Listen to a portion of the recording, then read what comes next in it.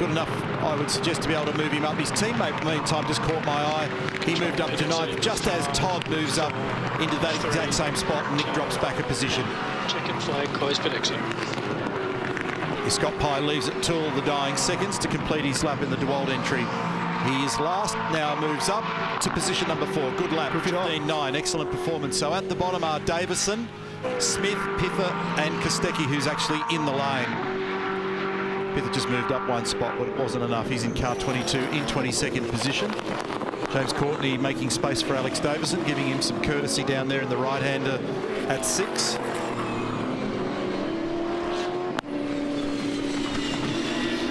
So that's interesting in terms of the gaps there, 0.3 of a second.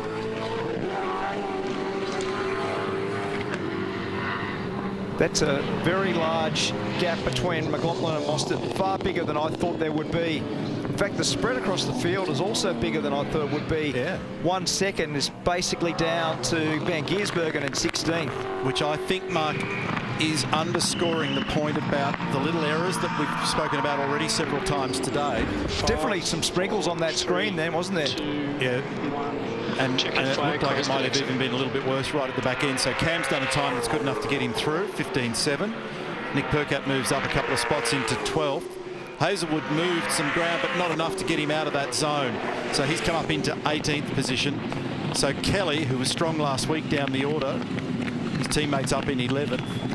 Then Jones, Hazelwood, Jacobson and Davison have failed to be able to advance. Now, Scott Pye is pressing on in 13th position here in the DeWalt entry.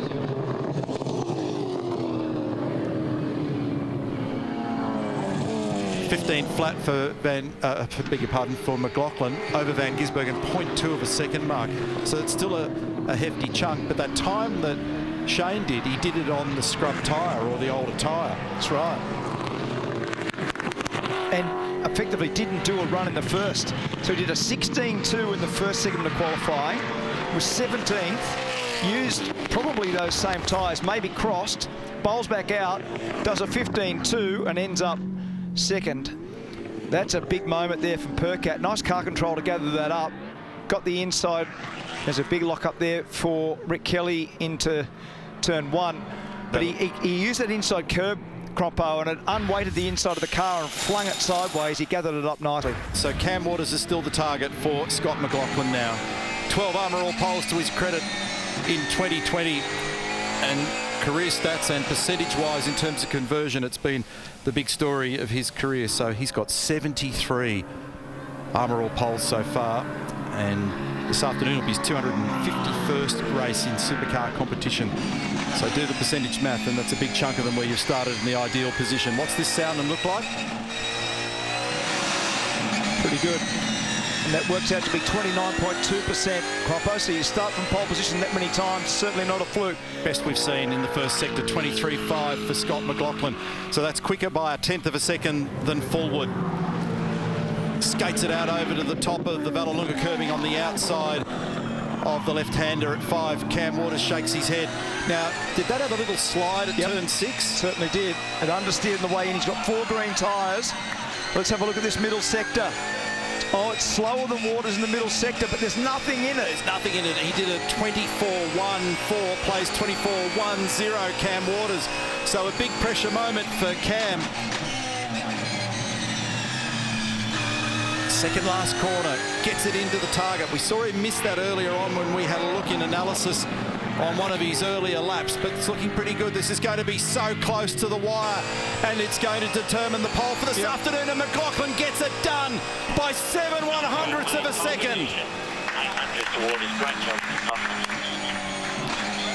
Career pole number 73, 13th in 2020, and 4th at Tailem Bend.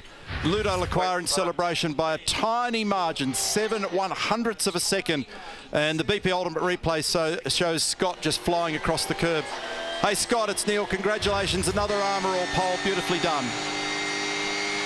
Yeah, thanks boys. That was, I nearly stuffed up turn 1, but we're right now. Hey Scotty, are you happy with that lap? Yeah, I was. Oh, it's pole position, mate. I'm bloody happy anytime. No, I thought the first sector was just outstanding. It was almost 1/10 and a half better than everybody. Yeah, we've been good there all day. I battled to stop at turn 6. I was wider than I wanted to be there, so that was a bit hairy. Great job, mate. Well done. Another pole position. You're smashing them. Good luck this afternoon. Thanks, Cappy. Cheers. Here's our confirmation of results. Armour All qualifying race 28. OTR The Bend Super Sprint. 7 100ths was all it took to separate first and second in the final analysis. Cam Waters in there to the very end. Shane Van Gisbergen will start out of position 3, and alongside him Jack LeBrock, who looks like he's set for another great Saturday afternoon. James Courtney, Anton De Pasquale, Mark Winterbottom, Nick Percat, Scott Pio and Bryce Forward your top 10. Then Heimgartner, Mostert, Holdsworth, Whincup and Fabian Coulthard. Jamie's lap, he'll be frustrated by that when they study that one back in the garage a little bit later on, and that's going to have implications for our championship, which at the moment sits with 215 points between first and second.